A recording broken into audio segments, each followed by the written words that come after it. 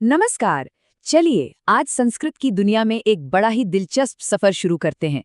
इस विश्लेषण में हम उन सबसे बुनियादी, सबसे जरूरी शब्दों को सीखने वाले हैं जो किसी भी बातचीत की जान होते हैं।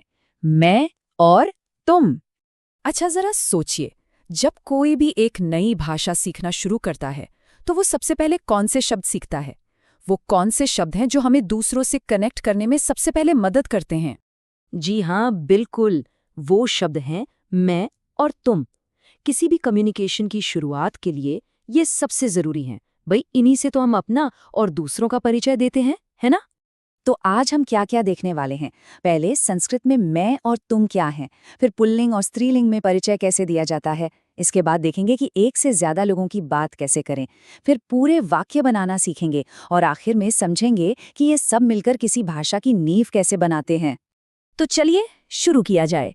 संस्कृत में इस पाठ का जो शीर्षक है वो है अहम च त्वम च, जिसका मतलब बहुत सीधा है, मैं और तुम। ये दो शब्द, अहम यानी मैं और त्वम यानी तुम, आज की हमारी पूरी लर्निंग का सेंटर पॉइंट है। चलिए अब कुछ किरदारों से मिलते हैं और देखते हैं कि वो अपना परिचय कैसे देते हैं। हम शुरुआत करेंगे पुल्लिंग यानी मैस्कुलिन फॉर्म से। संस्कृत में लिंग एक बहुत ही दिलचस्प कॉन्सेप्ट है, तो शब्दों के आखिर में जो आवाज आती है उस पर खास ध्यान दीजिएगा। तो सबसे पहले मिलिए भरत से। संस्कृत में ये अपना परिचय कुछ ऐसे दे रहा है, मम नाम भरतः, अहम छात्रः, मतलब मेरा नाम भरत है, मैं एक छात्र हूँ।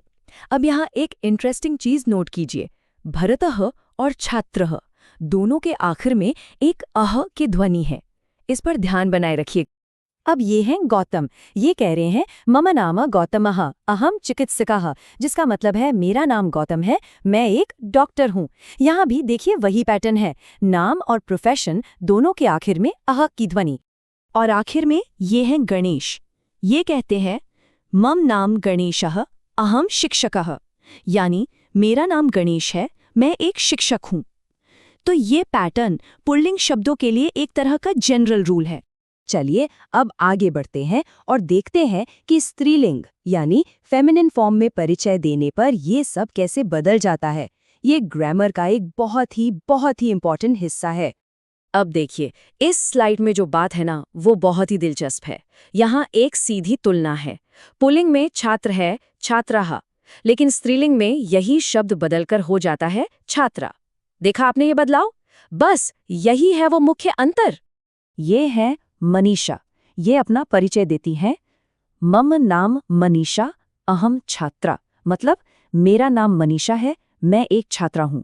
यहाँ ध्यान दीजिए, अह की आवाज की जगह एक लंबी आ की ध्वनि है, छात्रा। और ये है सुमित्रा, जो एक डॉक्टर हैं। वो कहती हैं मम नाम सुमित्रा अहम चिकित्सिका। यहाँ भी चिकित्सिका में आखिर में आ की ध्वनि है, जो इसके स्त्रीलिंग रूप को दिखाती है। और ये उदाहरण थोड़ा अलग है, पर नियम वही है। राधिका एक सैनिक कहती हैं मम नाम राधिका अहम सैनिकी। यहाँ शब्द के अंत में लंबी ई की ध्वनि है, जो कुछ स्त्रीलिंग शब्दों में आम है। ये दिखाता है कि संस्कृत के नियम कितने कंसिस्टेंट हैं, लेकिन उनमें वैरायटी भी है। तो अब जब हम एक व्यक्ति के बारे में बात करना सीख गए हैं, तो चलिए आगे बढ़ते हैं। अब देखते हैं कि ग्रुप्स के बारे में, यानी एक से ज्यादा लोगों के बारे में बात कैसे की जाती है। इस टेबल को बहुत ध्यान से देखिए। ये संस्कृत की एक बहुत ही खास बात है। यहाँ सिर्फ एक वचन और बहुवचन नहीं होते, एक द्विवचन भी होता है, जो सिर्फ और सिर्फ दो लोगों के लिए इस्तेमाल होता है। तो मैं के लिए है अहम, हम दोनों के लिए आवाम, और हम सब के लिए वयम। मतलब अगर मैं और मेरा दोस्त कहीं जा रहे हैं तो हम कहेंगे आवाम। इसी तरह तुम के लिए त्वम, तुम दोनों के लिए युवाम, और तुम सब के लिए यूयम। है ना कमाल की चीज? तो अब तक हमारे पास सर्वनाम और संज्ञा तो आ गए, लेकिन एक पूरा विचार बनाने के लिए, एक वाक्य बनाने के लिए हमें एक क्रिया, एक वर्ब की जरूरत होती है। तो चलिए अब उस आखिरी और सबसे जरूरी टुकड़े को जोड़ते हैं।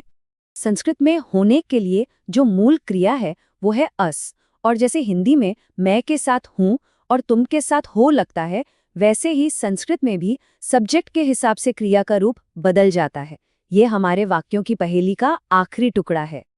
अब देखिए, ये तीनों हिस्से एक साथ कैसे जुड़ते हैं, जैसे पजल के टुकड़े।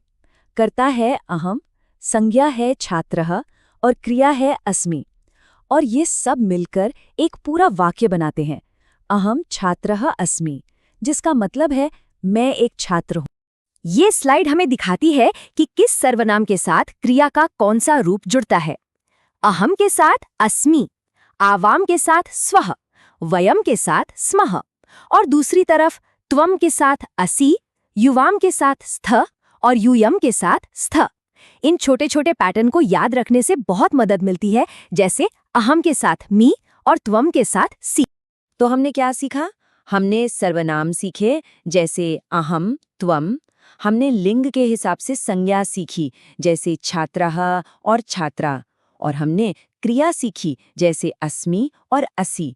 यही वो बिल्डिंग ब्लॉक्स हैं जो किसी भी भाषा में बातचीत की असली नींव होते हैं। और अब देखिए, त्वम जैसा एक साधारण सा शब्द कितने गहरे और काव्यात्मक तरीके से इस्तेमाल किया जा सकता है। ये खूबसूरत प्रार्थना हमें दिखाती है कि भाषा के इन बुनियादी तत्वों में कितनी शक्ति छिपी होती है। और अब अंत में एक सवाल। आज जो कुछ भी सीखा है, इन सरल बिल्डिंग ब्लॉक्स से कितनी तरह की बातचीत शुरू की जा सकती है? जरा सोचिए, ये छोटी सी शुरुआत असल में अनंत संभावनाओं का दरवाजा खोलती है।